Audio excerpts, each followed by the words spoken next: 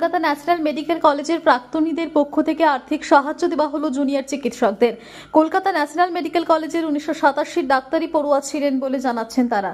2023 সালে রিইউনিয়ন করেছিলেন Kolkata national medical কলেজে, তারই কিছু টাকা জুনিয়র চিকিৎসকদের দিলেন বলে জানাচ্ছেন সিনিয়র চিকিৎসকেরা। পরবর্তীতে এভাবেই সমস্ত দিক দিয়ে পাশে থাকবেন বলে জানাচ্ছেন কলকাতা ন্যাশনাল মেডিকেল কলেজের প্রাক্তনীরা। প্রায় 3 লক্ষ টাকা আর্থিক সাহায্য দেওয়া হচ্ছে।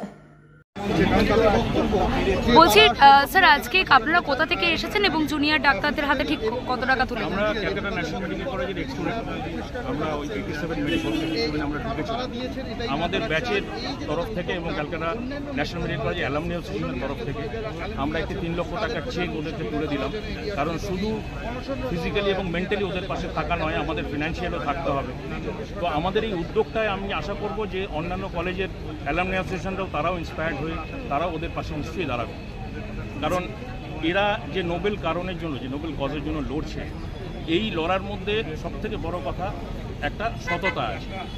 এই অনেস্টি, এই ট্রুথ, এটা জিতবেই। সুতরাং এই সততাটা এখনও পর্যন্ত আজকে এতদিন হয়ে যাওয়ার পরেও সততাটা কিন্তু যায়নি। তো সেই আমরা জানি সত্যের জয় হয়, কিন্তু আমাদেরকে তো পাশে থাকতে হবে, সিনিয়র হিসেবে পাশে থাকতে। লাগাতার কর্মবিরতি, তারপর আজকে কর্মবিরতি তারা তুলে নিয়েছে। কর্মবিরতি আমি বলছি, কর্মবিরতি পরে এই যে অনশন, একদম 16 ঘন্টা ধরে তার যে অনশন। 16 ঘন্টা কেন, এটা তো আরও ঘন্টা যেতে পারে এবং তাদের অসুস্থ হওয়ার সম্ভাবনা সব থেকে বেশি থাকে এবং নানা রকমের শারীরিক সমস্যা তাদের আসতে পারে। কিন্তু সরকারের পক্ষ থেকে এখন কোনো সদুত্তর মেলেনি। এই বিষয়টিকে কিভাবে দেখছেন? খুবই আশ্চর্য, খুবই আশ্চর্য। মানে কোনোভাবে এটা যে সাড়া ফেলছে না সরকারের মনে, যেটা আমার খুব অবাক লাগে যে কার বিরুদ্ধে লড়ছি আমরা, তাই না? মানে আমরা তো একটা ন্যায়ের জন্য লড়ছি। আজকে বাচ্চারা, ছোটো ভাই বোনরা ন্যায়ের জন্য লড়ছে। তো আমরা তো সেই ন্যায়ের জন্যই লড়ছি, তাদের পাশে আছি। তো সেইটা এটা বুঝতে পারছি না যে তাহলে কি সরকার ন্যায়ের বিপক্ষে লড়ছে? মানে সরকার সাপোর্ট না করা মানে তাহলে সে বিপক্ষে। এইটাই আমাদের কাছে অবাক লাগে যে একটা সংগঠন বলবো না, জুনিয়র ডক্টরস ফোরাম যেটা আমাদের, এরা আজকে যখন এই ন্যায় বিচারের দাবিতে পথে নামলো এবং তাদের যে 10 দফা দাবি প্রত্যেকটাই ন্যায্য এবং সঙ্গত, এটা অস্বীকার করার জায়গা নেই। ওদেরও দেয়ালে পিঠ থেকে গেছে। তো আজকে আমরা সিনিয়ররা বুঝছি বলে আমরাও দলে দলে আসছি, কিন্তু আমাদের কাছে এটা আশ্চর্যের লাগছে এই ন্যায়টাকে যে সাপোর্ট করবে না তাহলে সে অন্যায়কে সাপোর্ট করছে। It is implied. তাহলে আমরা ধরে নেবো যদি সরকার এটা সাপোর্ট না করে তাহলে সে কি অন্যায়ের পক্ষে? দেখো, মাঝামাঝি তো কিছু হতে পারে না। যারা ন্যায়ের পক্ষে লড়ছে এখনো পর্যন্ত সাধারণ মানুষ সবাই দেখেছে যে এটা একদম 100% একটা সৎ প্রচেষ্টা। তারা কোনো রাজনৈতিক রঙও লাগতে দেয়নি এবং তারা কিন্তু সততার সাথে একদম ট্রু টু দেয়ার হার্ট তারা লড়ে যাচ্ছে, বুঝছেন? এবং এই ন্যায় বিচারটায় যারা সাপোর্ট করছে না তাহলে কি তারা অন্যায়কে সাপোর্ট করছে? এই প্রশ্নটা আমি উত্তর পাইনি। এর পাশাপাশি নিশ্চয়ই দেখেছেন যে আমরা আশা করেছিলাম যে কোনো সরকারের দিক থেকে কিছু আসবে, একটা অন্তত রেসপন্স পাওয়া যাবে। জয়নগরের যে ঘটনা সেটা নিয়ে কি বলবেন? পাশাপাশি ভূপতিনগর, আমাদের কমেন্ট করা, আমরা ডাক্তার তো, আপনারা দেখুন আমরা কারণ এই ঘটনার পাশে ডাক্তাররাই দাঁড়িয়েছেন, সিনিয়র ডাক্তাররা, জুনিয়র ডাক্তাররা আজকে গেছেন জয়নগরে। এটা কোনো বিচ্ছিন্ন ঘটনা নয়, এরকম হয়তো আরও ঘটতে থাকবে। কারণ একটা যদি আমরা বিচার না পাই তাহলে তো অপরাধীদের মনে ভয়ও ঢুকবে না, সে তো জানলে আমি যা খুশি করবো। তো ওইটাকে যদি আমরা ভাবি আরজি করার ঘটনাটা একটা বিচ্ছিন্ন ঘটনা, সেটা ভুল হবে। এটা তো জেনারেলাইজড ঘটনা। সুতরাং আজকে জয়নগর হচ্ছে হাইলাইটেড হচ্ছে। এরকম কত ঘটনা হচ্ছে যেটা মিডিয়াতে হাইলাইটেড হয়নি এতদিন পর্যন্ত, বা হয়তো হচ্ছে না, আমরা জানতে পারছি না। তো এইটাকে আমার মনে হয় পুরোটাকে একটা পার্ট হিসেবে দেখা উচিত যে আজকে ন্যায় বিচার যদি না পাওয়া যায় তাহলে এই ঘটনা বাড়বে, এ ব্যাপারে কোনো সন্দেহ নেই। ঠিক আছে, আপনার নাম? Doctor Basab Bijoy Sarkar, ex student, Calcutta national medical. আজকে আপনারা জুনিয়র ডাক্তারদের পাশে দাঁড়িয়েছেন, আর্থিকভাবে সাহায্য করছেন, বিষয়টিকে কিভাবে দেখছেন? বিষয়টিকে আমি একজন ডাক্তার, আমি একজন সিনিয়র ডাক্তার, ওদের পাশে দাঁড়ানো এটা আমাদের কর্তব্য।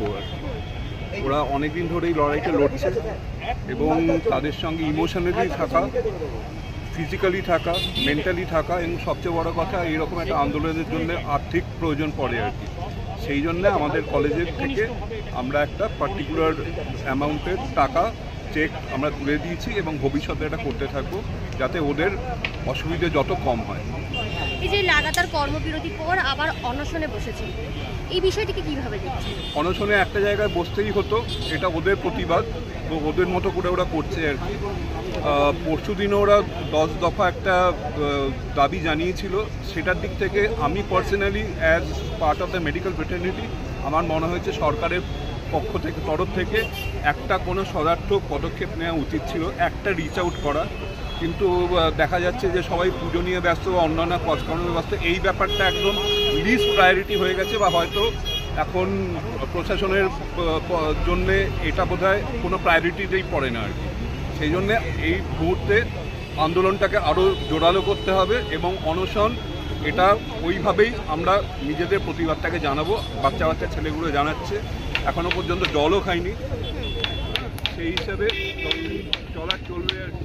আমরা ওদের থেকে শিখছি। আপনি একটা সিনিয়র ডক্টর, নিশ্চয়ই শুনেছেন যে জয়নগরের যে একটা নৃশংস ঘটনা ঘটেছে, তার পাশাপাশি বীরভূমের একটি হাসপাতালে চিকিৎসকের বিরুদ্ধে একটি নার্সিং স্টাফের ধর্ষণের মামলা অভিযোগ উঠেছে, এই বিষয়টা কিভাবে? বলে সব কিছুই হবে, তার কারণ এটা আমরা যেটা করছি সমগ্র ডাক্তারি সমাজের ভেতরেও দুর্নীতি ঢুকেছে।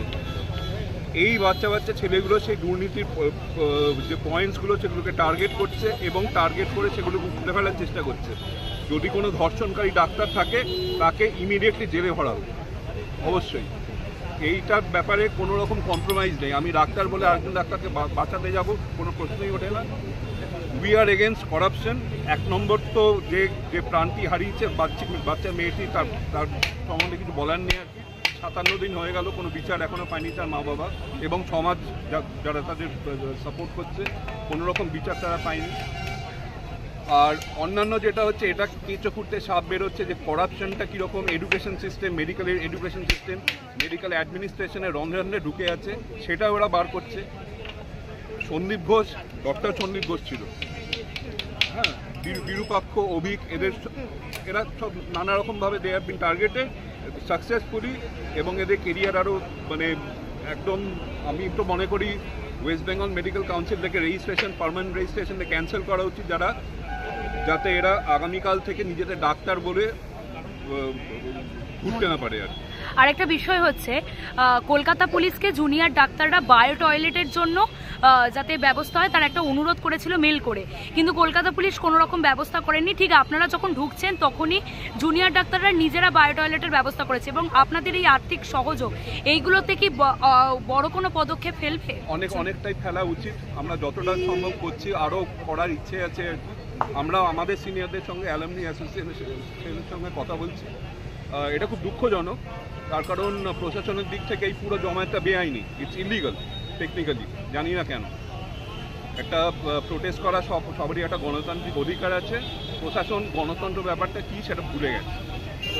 আর সুবর্ণ গোস্বামী, আপনি হয়তো এতক্ষণ দেখেছেন, সিনিয়র ডাক্তার সুবর্ণ গোস্বামী আগামীকাল 24 ঘন্টা প্রতীকী অনশনের ডাক দিয়েছেন জুনিয়র ডাক্তারদের সহায়তা করে। আপনারা কি সেই? আমরাও অনেকের ব্যাপারটা ভাবছি, নিজেদের ছোট ছোট যারা গ্রুপ আছে, will do a relay hunger strike, এটা ওদের সঙ্গে দাঁড়িয়ে থাকার জন্যে।